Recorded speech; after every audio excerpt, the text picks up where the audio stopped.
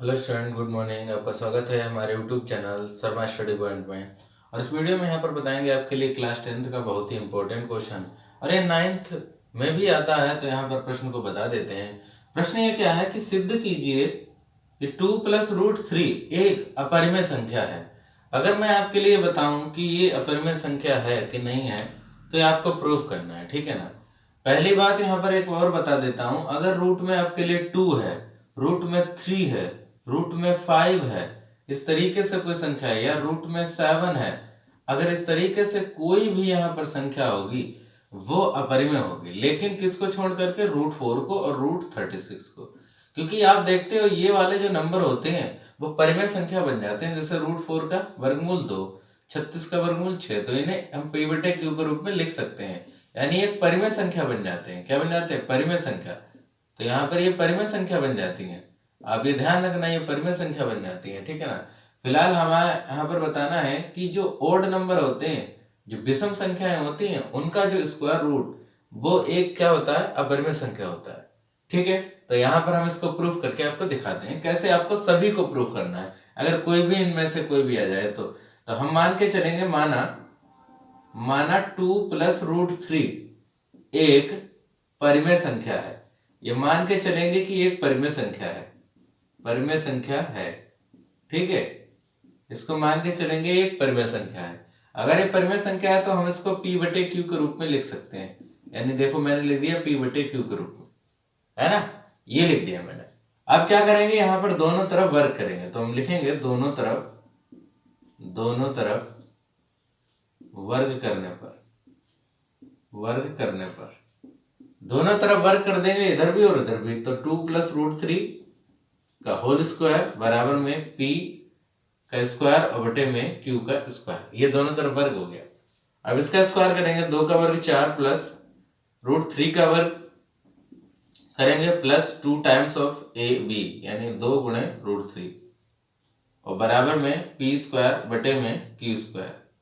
तो आप देखिए यहाँ पर 4 प्लस ये 3 से स्क्वायर ये हट जाएगा, 3 आ जाएगा, स्क्वायर से रूट हट जाता है, और प्लस 2 दूनी 4, 4√3 बराबर में p² बटे में q स्क्वायर, ये आ गया। अब यहाँ पर आप देखिए 4 और 3 7 हो गया, 7 प्लस 4√3 बराबर में p² बटे में q स्क्वायर, ये आ गया। क्रॉस मल्टीप्लाई कर दो तो p² इधर आ जाएगा बराबर में q स्क्वायर इंटू 7 प्लस 4√3, ये आ जाएगा। अब आप देखिए p का मान निकालोगे, इधर रूट लग जाएगा, रूट के अंदर q² 7 प्लस 4√3, ये तो p बराबर q² का वर्गमूल q हो जाएगा, q बाहर आ गया, इसका हो नहीं पाएगा, रूट के अंदर रह जाएगा 7 प्लस 4√3, ये। अब आप ये बताइए यहाँ पर जो q नंबर है वो क्या है? इंटीजर, यानी एक पूर्णांक है, इंटीजर है। और यहाँ पर ये जो पूरा नंबर है इसके स्क्वायर रूट निकालोगे तो वर्गमूल क्या आएगा?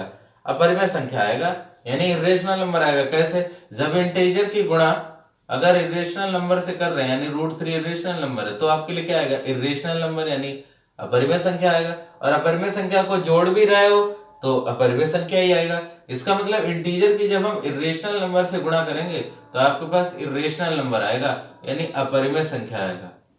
क्या आएगा? अपरिमेय संख्या, ठीक है, अपरिमेय संख्या आएगा। इसका हिसाब हुआ कि जो यहाँ पर है p बराबर इरेशनल नंबर आ गया, यानी अपरिमेय संख्या आ गया।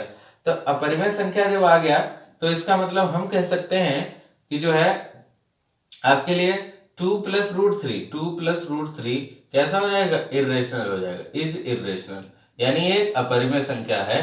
तो आपको ये प्रूफ हो गया। और जब भी हम आपको बता दें कि जब हम किसी भी इंटीजर को अगर हम इरेशनल नंबर से गुणा कर रहे हैं तो आपके लिए इरेशनल आएगा, अपरिमेय संख्या आएगा।